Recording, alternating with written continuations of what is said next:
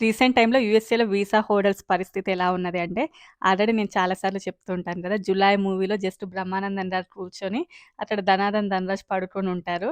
Just ఇలా పెట్టి ఇట్లా టైప్ చేయగానే అతను లేచి పడిపోవడం, మళ్ళీ ఇంకోటి టైప్ చేయగానే కింద పడుకోవడం అలా ఒక కామెడీ సీన్ ఉంటది. అక్కడ బ్రహ్మానందం గారి ప్లేస్‌లోనేమో ట్రంప్ అడ్మినిస్ట్రేషను. అక్కడ పడుకున్నది మాత్రం వీసా హోల్డర్స్. రోజుకొక న్యూ రూల్ తోటి ఎప్పుడు ఏమవుతదో, ఎప్పుడు ఏంటి, అది ఎలా ఎఫెక్ట్‌నిస్తదని జెప్పేసి చాలా వరకు కూడా టెన్షన్స్ ఉన్నాయి. అలాంటిదే మరొక న్యూ రూల్ అయితే వచ్చింది. అది ప్రపోజల్ మాత్రమే. బట్ అయ్యేటటువంటి ఛాన్సెస్ అయితే చాలా హెవీగా ఉన్నాయనేదైతే వింటూ ఉన్నాం. అసలది ఏంటి? అది ఎవరికీ ఎలా ఎఫెక్ట్‌నిస్తది? అండ్ యూఎస్ఏలో ఉన్న వాళ్ళకి అది ఎట్లా ఎఫెక్ట్‌నిస్తది? సో, అది గూడా ఏంటి? అండ్ చాలామంది ఆల్రెడీ ఈ ఇయర్ లాటరీ ప్రాసెస్ కూడా కంప్లీట్ అయ్యి ప్రాసెస్‌లో ఉన్నారు కదా! సో, వాళ్ళకి కూడా ఇది ఎఫెక్ట్‌నిస్తదా? లేదా? ఇదంతా కూడా ఈ వీడియోలో అయితే షేర్ చేస్తాను. సో, ఇంకెవరైనా కొత్తగా మన ఛానెల్‌ని చూస్తున్నట్లయితే తప్పకుండా సబ్స్క్రైబ్ చేసుకోండి. వీడియోకైతే లైక్ చేయండి. ఎవరికైనా యూజ్ అవుతదనుకుంటే షేర్ చేయండి. లైక్ చేయడం అయితే అస్సలు మర్చిపోవద్దు. కొంచెం మన వీడియోస్‌కైతే పుషప్ ఉంటది. సరే ఇంక మనం టాపిక్‌లోకి వచ్చినట్లయితే డీహెచ్ఎస్ అయితే ఒక న్యూ రూల్‌నైతే ప్రపోజ్ చేసింది. అదేంటి అనంటే ఇక ముందు నుంచి అంటే ఫ్యూచర్‌లో ఎవరైతే హెచ్-1బీకి పిటిషన్ యేసుకుంటూ ఉంటారో, న్యూరా పిటిషన్ యేసుకుంటూ ఉంటారో, అంటే ఆల్మోస్ట్ 2027-28 అప్పుడు వేస్తారు కదా! సో, వాళ్ళకి ఇక ముందు నుంచి 1,03,200 సంథింగ్ అదేంటో ఆ నంబర్ వెరైటీగా పెట్టారు. సో, అంతవరకు మనీ పే చేయాలి ఇక ముందు నుంచి అని చెప్పి. అదేంటి ఆల్రెడీ లాస్ట్ టైమ్ ట్రంప్ ఒక ప్రొక్లమేషన్ మీద సైన్ చేశారు కదా! అది ఆల్రెడీ కూడా క్యాన్సిల్ అయింది కదా! మళ్ళీ ఇదేంటి అనంటే లాస్ట్ టైమ్ ట్రంప్ చేసిందేంటంటే, అతను ఒక ప్రొక్లమేషన్ మీద సైన్ చేశారు. $1,00,000 అది ఆల్రెడీ లాస్ట్ ఇయర్ చాలా వరకు కూడా ఎఫెక్ట్‌నిచ్చింది. ఎంత ఎఫెక్ట్‌నిచ్చిందంటే, అసలు బయట నుంచి యూఎస్ఏలోకి రావాలి అని అనుకున్న వాళ్ళు, అండ్ వాళ్ళు ఎవరైతే న్యూరా పిటిషన్ ఏసుకోవాలి అనుకున్న వాళ్ళైతే చాలా వరకు కూడా తగ్గారు. ఆ టైం లోపల యూఎస్ఏలో ఉన్న వాళ్ళకైతే బంపర్ ఆఫర్ లాంటిదే. అంటే ఎస్పెషల్లీ యూఎస్ఏలో ఉన్నటువంటి స్టూడెంట్స్‌కి చాలా వరకు మంచి జరిగింది. చాలా వరకు అసలు ఎన్నో సంవత్సరాల నుంచి అప్లై చేస్తూ ఉన్నవాళ్ళు, ఈవెన్ హెచ్-4ల మీద ఉన్నవాళ్ళు, అంటే వైఫ్ వచ్చిన తర్వాత హస్బెండ్ వస్తూ ఉంటారు కదా! అట్లా. సో, వాళ్ళు చాలామంది కూడా లాస్ట్ ఇయర్ మంచి జరిగింది. సో, ట్రంప్ అడ్మినిస్ట్రేషన్ వలన అంటే ఆ లాస్ట్ ఇయర్ ఆ $1,00,000 వలన యూఎస్ఏలో ఉన్న వాళ్ళకైతే చాలా వరకు మంచి జరిగింది. బట్ ఇప్పుడు తీసుకొచ్చినటువంటి ఈ న్యూ ప్రపోజల్ ఏంటి అంటే ఓన్లీ ఔట్ సైడ్ ఉన్నటువంటి వాళ్ళకి కాదు, ఈవెన్ ఇన్‌సైడ్ యూఎస్ఏలో ఉన్న వాళ్ళు ఎవరైతే ఉంటారో, అంటే అది students or OPT or STEM OPT, even హెచ్-4 మీద ఉన్నవాళ్ళు కానియండి, ఈవెన్ ఎల్-1, ఎల్-2 వాళ్ళు ఎవరైతే హెచ్-1బీకి ట్రాన్స్‌ఫర్ అవ్వాలి అని అనుకుంటారో, కొత్తగా పిటిషన్ ఏసుకోవాలి అనుకుంటారో, సో, వాళ్ళందరికీ కూడా ఇది ఎఫెక్ట్‌నిస్తది అని జెప్పి, ఇది చాలా పెద్ద ఇంపాక్ట్‌నయితే ఇస్తది. అండ్ ఇంకా లాస్ట్ టైము ఈ హెచ్-1బీ $100,000 మీద ఆల్రెడీ కోర్ట్‌కెళ్ళడం, అది కాదు అని చెప్పడము, అదంతా కూడా మనం చాలా సార్లు చెప్పుకున్నాము. బట్ అది ఇంకా కూడా స్టిల్ ఇంకా క్యాన్సిల్ అవ్వలేదు. సెప్టెంబర్ వరకు కూడా అది ఆన్‌లోనే ఉంటది. అంటే లాస్ట్ ఇయర్ ఆ 100K ప్రొక్లమేషన్ అదేదైతే ఉందో, అది సెప్టెంబర్ 21 అనుకుంటాను. మేబీ డేట్స్ కొంచెం అటు ఇటు అవుతది. సెప్టెంబర్ 21, 2026 వరకు అది స్టిల్ ఇంకా రన్నింగ్‌లోనే ఉంటది. అంటే అది క్యాన్సిల్ అయినా కూడా ఇంకా అది అప్లై అవుతూనే ఉంది.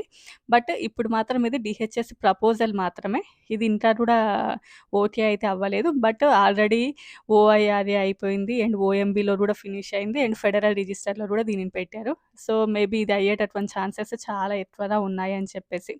అదేంటి ఆల్రెడీ లాస్ట్ ఇయర్ లాగానే ఈ ఇయర్ కూడా మేబీ మళ్ళీ నెక్స్ట్ అదే కోర్ట్‌కెళ్తారు ఇదంతా జరుగుతది కదా! అంటే వెంటనే ఎళ్ళరు కదా! సో, దానికి కొంచెం టైం పడతది. అండ్ కోర్ట్ ఆర్డర్స్ వచ్చేలోపు జరగాల్సిన నష్టం చాలా మందికి జరిగిపోతది. సో, అది కూడా చాలా వరకు ఇంపాక్ట్‌నిస్తది.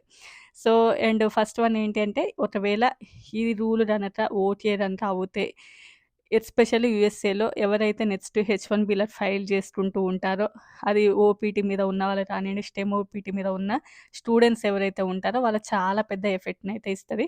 ఎందుకంటే చాలా మందికి ఇదే లాస్ట్ అవకాశం, ఇదే లాస్ట్ ఇయర్ ఇంకా మేము హెచ్-1బీకి ఫైల్ చేసుకోవడం అనేవాళ్ళు ఎవరైతే ఉంటారో వాళ్ళకి చాలా పెద్ద ఎఫెక్ట్‌నిస్తది. ఎందుకంటే బయట ఆల్రెడీ యూఎస్ఏలో మార్కెటే చాలా వరకు డౌన్‌లో ఉంది. ఈవెన్ ఉన్నా కూడా ఎక్కువగా గ్రీన్ కార్డ్ హోల్డర్స్ ఆర్ సిటిజన్స్‌కి ఎక్కువ ప్రియారిటీ ఉంది. ఆహ్, వి నాన్ ఇమిగ్రెంట్ వీసాస్ ఎస్పెషల్లీ స్టూడెంట్స్‌కి కొంచెం అవకాశాలయితే తక్కువగానే ఉన్నాయి. అండ్ సెకండ్ వన్ ఏంటంటే ఎవరు కూడా పెద్దగా ఎంప్లాయర్ అయితే ముందుకు రారు. ఇంత ఫీజ్ పే చేయాలి అంటే 1,03,000 సంథింగ్ అంత ఫీజ్ పే చేసి వీళ్ళకి ఇవ్వడము అనంటే అది చాలా వరకు కూడా ఎవరు గూడా అంత ముందుకి రారు, అంత ధైర్యం జేయరు. ఎందుకంటే అసలు సాలరీస్ ఏంటి, పే చేసేస్ ఏంటి ఇదంతా చాలా వరకు ఎఫెక్ట్‌నిస్తది కాబట్టి, సో, వీళ్ళ ప్లేస్ లోపల ఇంకా చాలామంది అమెరికన్ ఎంప్లాయీస్‌ని పెట్టుకోవచ్చు. మేబీ అంత టాలెంట్, అంత టాప్ నాచ్ ఉంటే ఏమో చెప్పలేం గానీ, సో, చాలా వరకు గూడా స్టూడెంట్స్‌కైతే ఎఫెక్ట్‌నిస్తది. నెక్స్ట్ వన్ ఈవెన్ ఈ హెచ్4 మీద ఉన్న వాళ్ళు కానియండి, ఈవెన్ ఎల్1 వాళ్ళు కావచ్చు, లేకపోతే ఎల్2 వాళ్ళు కానియండి, ఎవరైతే హెచ్1బికి చేంజ్ అవ్వాలి అని అనుకుంటారో, సో, వాళ్ళకి కూడా ఇది చాలా వరకు ఎఫెక్ట్‌నయితే ఇస్తది. ఎందుకంటే ఏదైనా కన్సల్టెన్సీస్ త్రూ ఏపిచ్చుకోవాలనుకున్నా కూడా ఇంత మనీ పెట్టయితే ఇంకా అది జరిగే పనైతే కాదు. ఎవరు కూడా అంత పెట్టుకొని పెద్ద యూఎస్ఏలో వచ్చే వాటికి, ఆ సేవ్ అయ్యే వాటికి అంత 1,00,000 అంటే అది చాలా కష్టమైన పరిస్థితి అవుతది కాబట్టి, సో, అది ఈ వీసా వాళ్ళకి కూడా ఎఫెక్ట్‌నయితే ఇస్తది. అండ్ లాస్ట్ టైమ్ ట్రంప్ 100కి అప్పుడు చాలామంది లాభం పొందారు కానీ, దీని వలన మాత్రం చాలా వరకు కూడా యూఎస్ఏలో ఉన్న వాళ్ళైతే నష్టపోతారు. ఈవెన్ ఔట్ సైడ్ నుంచి వచ్చే వాళ్ళకైనా కూడా వాళ్ళు కంపెనీ ఓకే చేసి కంపెనీ ప్రాసెస్ చేస్తూ వస్తారు. లేదంటే ఇండియాలో అదే జాబ్ చేసుకుంటే హ్యాపీగా ఉంటారు. వాళ్ళకేం ప్రాబ్లమ్ ఉండదు. బట్ యూఎస్ఏలో ఉన్న వాళ్ళకి ప్రాబ్లమ్. ఎందుకంటే ఈసారి తీసుకొచ్చినటువంటి ఈ రూల్ ఏదైతే ఉందో అది ఇన్‌సైడ్ యూఎస్ఏ వాళ్ళకి కూడా అప్లై అవుతది. సో, లాస్ట్ టైమ్ ఆ ప్రొక్లమేషన్ మాత్రం ఔట్‌సైడ్ యూఎస్ఏ నుంచి వచ్చే వాళ్ళకి. బట్ ఇది ఇన్‌సైడ్ యూఎస్ఏ కాబట్టి, సో, ఇది చాలా వరకు కూడా ఇబ్బంది అయితే ఉంటది. నెక్స్ట్ వన్ వచ్చేసి ఏంటంటే, ఇది ఎవరైతే ఎక్స్‌టెన్షన్ చేసుకుంటారో అండ్ ఆల్రెడీ ఈ హెచ్1బి మీద ఉన్న వాళ్ళు ఎవరైతే ఉంటారో వాళ్ళకైతే ఎలాంటి ఎఫెక్ట్‌నివ్వదు. అంటే it does not apply for మన హ్యాండ్ లోపల హెచ్1బి ఉన్న వాళ్ళకైతే దీనితోటి ఏం పెద్దగా సంబంధం లేదు. ఇది వాళ్ళకి ఏమి కూడా అప్లై అవ్వదు. అండ్ ఈవెన్ ఒకవేళ లాస్ట్ ఇయర్ ఆల్రెడీ హెచ్1బి ఫైలింగ్ చేసుకొని లాటరీలో పిక్ అయిన వాళ్ళు ఇప్పుడు నెక్స్ట్ ప్రాసెస్ చేపించుకుంటూ ఉంటారు కదా! ఇన్ కేస్ ఆ ప్రాసెస్‌లో ఉండి దానికోసం వెయిట్ చేస్తున్న వాళ్ళు ఎవరైతే ఉంటారో వాళ్ళకి కూడా ఇదేమి కూడా అప్లై అవ్వదు. సో, ఇది ఓన్లీ కూడా ఫ్యూచర్‌లో హెచ్1బికి ఫైలింగ్ చేసుకుంటారో వాళ్ళకి మాత్రమే అప్లై అవుతది. ఇది ప్రపోజల్ స్టేజ్‌లో ఉంది. మేబీ వన్స్ ఇది ఓకే అవుతే మాత్రం ఇప్పుడు నేను చెప్పినటువంటి నష్టాలన్నీ కూడా జరుగుతాయి. ఎస్పెషల్లీ యూఎస్ఏలో ఉన్నటువంటి స్టూడెంట్ వీసాస్‌కి. సో, అందుకోసమే ఇక ముందు నుంచి ఫ్యూచర్‌లో స్టూడెంట్‌గా రావాలి అని అనుకున్న వాళ్ళు ఒకటికి 2 సార్లు ఆలోచించుకొని వస్తేనే బెటర్. ఎందుకంటే ఎప్పుడు రూల్స్ ఎలా చేంజ్ అవుతాయో తెలీదు. మేబీ చెప్పలేం నెక్స్ట్ మంత్ నుంచే ఇది అప్లై అవుతది అని కూడా పెట్టొచ్చేమో. బట్ అప్పడంతలో అప్పుడైతే పెట్టకపోవచ్చు. మేబీ ఇంకొంత వరకు టైం తీసుకొని next year lottery process time వరకు మాత్రం పెట్టే ఛాన్సెస్ అయితే ఉన్నాయి అంటున్నారు. ఎందుకంటే ఒకవేళ ఇప్పుడే దీనిని గనక పెడితే అప్పుడే కోర్ట్ కేస్ అని చెప్పేసి అదంతా పెట్టి అప్పటి వరకు ఏదైనా రిజల్ట్ వస్తదో ఏమో చెప్పలేము. సో, ఆ టైంకి గనక పెట్టారనుకోండి అట్‌లీస్ట్ ఒక 1 ఇయర్ అయినా కూడా దానిని హోల్డ్ చేసిన వాళ్ళవుతారు. అట్‌లీస్ట్ 1 ఇయర్ అయినా కూడా ఈ హెచ్1బీలని తగ్గియడం, ఈ ఇమిగ్రేషన్‌ని తగ్గియడం అవుతది కాబట్టి మేబీ అప్పటి వరకు అంటే నెక్స్ట్ లాటరీ మార్చి ఆ టైం వరకు చేసే ఛాన్సెస్ అయితే ఎక్కువగా ఉన్నాయని. అంటే నెక్స్ట్ ఇయర్ ఎవరైతే లాటరీ ప్రాసెస్‌కెళ్ళాలి అనుకుంటున్నారో, నెక్స్ట్ ఇయర్ ఎవరైతే న్యూగా హెచ్1బీని ఫైల్ చేయించుకోవాలి అనుకుంటున్నారో వాళ్ళకి మాత్రం చాలా వరకు ఎఫెక్ట్‌నిస్తుంది. నెక్స్ట్ వన్ వచ్చేసి ఎవరైతే క్యాప్ ఎగ్జంప్షన్ ఉంటారో వాళ్ళకి మాత్రం ఇదేమీ అప్లై అవ్వదు. అంటే రీసెర్చర్స్ కావచ్చు అండ్ హాస్పిటల్స్‌కి వచ్చేవాళ్ళు కానియండి అండ్ ఆల్రెడీ తెలుసు కదా! Non profit organisations. సో, ఇలాంటి వాటికి మాత్రం ఇదేమి కూడా అప్లై అవ్వదు. వాళ్ళు యాజ్ యూజువల్‌గానే హెచ్1బీని ఎప్పటిలాగానే చేసుకోవచ్చు. బట్ నార్మల్‌గా మనం ఇట్లా కంపెనీస్ త్రూ ఎళ్ళేవాళ్ళు even students or whatever it is. So, న్యూగా ఫైలింగ్ చేసుకునే వాళ్ళకి మాత్రం ఇదైతే అప్లై అవుతది. బట్ గుర్తుంచుకోవాల్సిందేంటంటే ఇది డీహెచ్ఎస్ ప్రపోజల్ మాత్రమే. ఇది ఇంకా కూడా ఓకే అవ్వలేదు. బట్ అయ్యే ఛాన్సెస్ అయితే ఉన్నాయంటున్నారు. అండ్ ఎప్పటి నుంచి స్టార్ట్ చేస్తారు, ఏంటి అనేదైతే మనకు తెలీదు. బట్ మనం బాగా వింటున్నదేంటంటే మేబీ నెక్స్ట్ లాటరీ టైం వరకు మాత్రం ఇది యాక్సెప్ట్ అయ్యే ఛాన్సెస్ ఉన్నాయి అనేదైతే వింటున్నాము. బట్ ఇంకా ఏదైనా అప్డేట్ వచ్చిస్తే తప్పకుండా వీడియో అయితే చేస్తాను. నా వీడియోస్ మీకు నచ్చినట్లయితే తప్పకుండా లైక్ చేయండి. అండ్ దీని మీద మీ యొక్క ఒపీనియన్ ఏంటి?